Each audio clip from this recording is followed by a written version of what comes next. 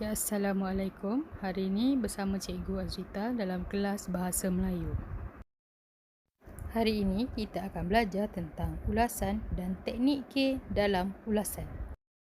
Berikut merupakan contoh soalan ulasan yang kebiasaannya terdapat di dalam format peperiksaan.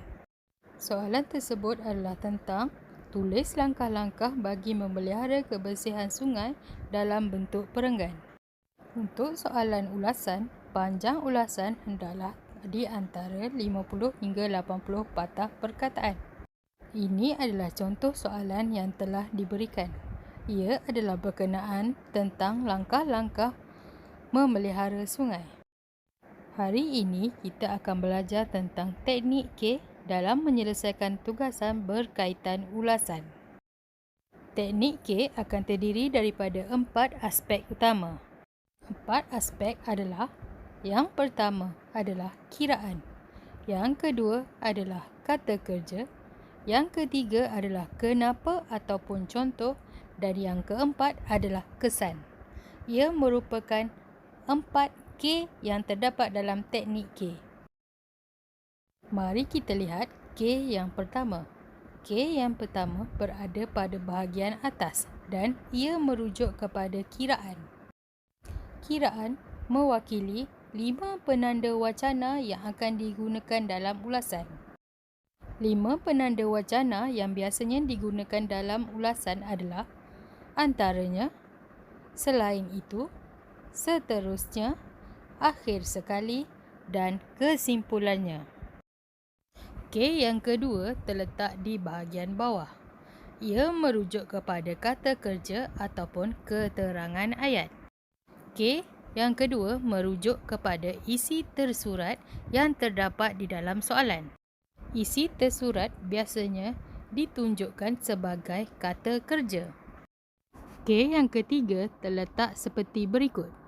Ia menunjukkan tentang isi tersirat dan kenapa perkara itu berlaku. K yang ketiga akan menerangkan aspek daripada K yang kedua. Perkara yang boleh diterangkan pada bahagian ini adalah contoh. K yang keempat pula adalah isi tersirat tentang kesan dan kedudukannya berada di bahagian bawah. Keempat-empat K ini perlu ada pada setiap maklumat yang telah dinyatakan.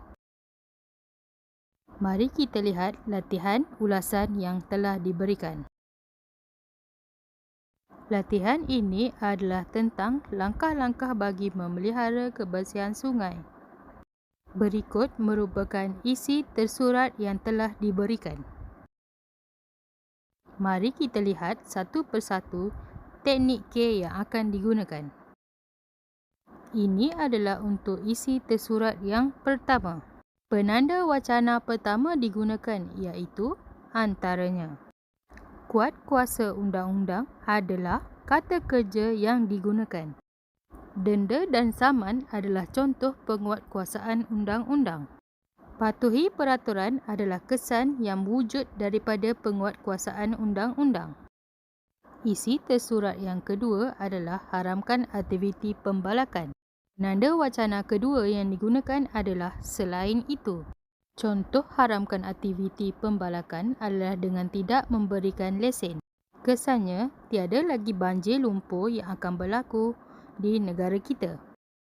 Isi tersurat ketiga adalah kempen keindahan sungai.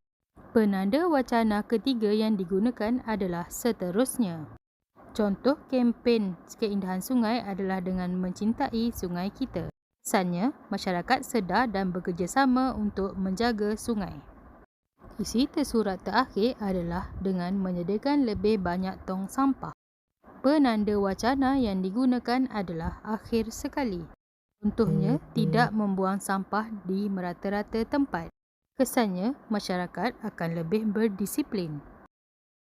K yang kelima adalah merujuk kepada kesimpulan. Kesimpulan adalah merujuk kepada rumusan yang perlu difikirkan oleh pelajar tentang sesuatu topik.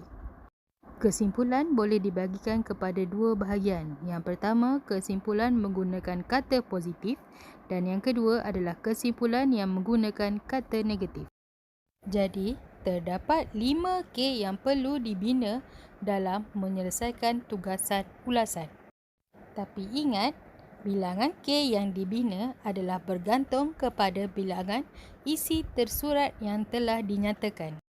Sekiranya hanya diberikan 3 isi tersurat, maka hanya 3 K yang perlu dibina dan 1 K tambahan untuk kesimpulan. Ini adalah hanya asas untuk penguasaan teknik K dalam membuat ulasan. Setelah menguasai teknik K, murid akan lebih mudah untuk membina ulasan. Kesimpulannya, teknik K digunakan untuk memudahkan murid menyenaraikan maklumat-maklumat yang diperlukan dalam penghasilan ulasan. Kita jumpa lagi dalam video seterusnya tentang cara menulis ulasan. Sekian, terima kasih.